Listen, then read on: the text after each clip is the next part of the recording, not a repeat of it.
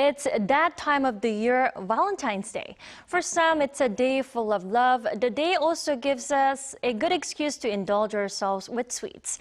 Now, speaking of sweets, zero sugar products are flooding the marketplace and replacing real sugar and sweetness. For more on this trend, we turn to Dr. Nuesse from Continuing Medical Education. Welcome to the program. Thank you. Thank you very much for having me. Thank you for joining us.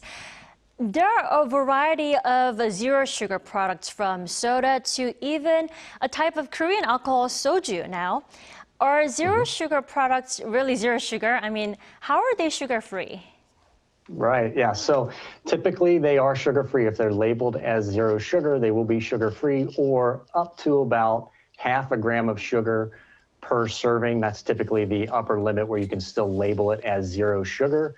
And what's typically done, if you eliminate sugar in a sweet product, you will replace it with either a natural or an artificial zero-calorie sweetener.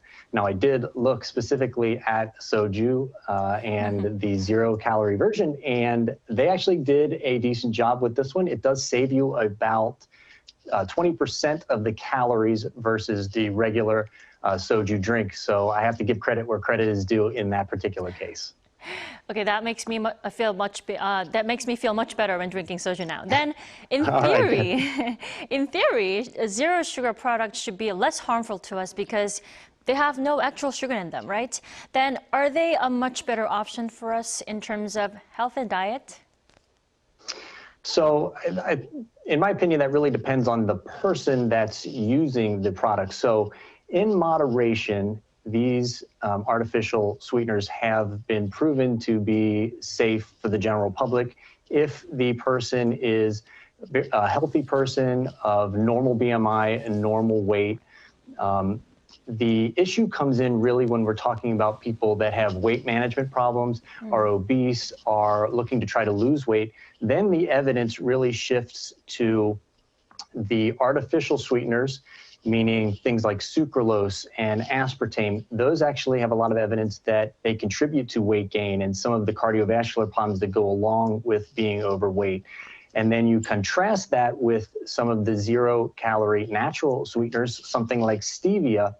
And there's evidence that shows that these type of products, the natural zero-calorie sweeteners, actually can help you control your blood sugar and can help you prevent you from putting on weight over time. So it really depends. Moderation is the key. There has been evidence, usually it's in animal studies, that sometimes artificial sweeteners are linked to some health conditions, but really none of that has been proven to be true in humans. Right, I agree with you. Everything in moderation.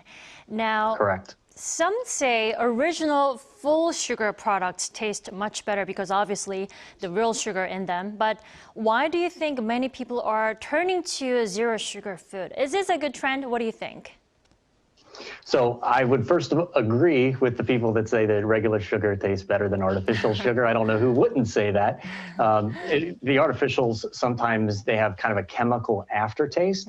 Really, I think this boils down to a few different things. Number one is there are some good artificial or zero-calorie sweetener products out there. Like we just talked about, I'm a big fan of the stevia sweetened zero-calorie products. I will recommend that in our offices.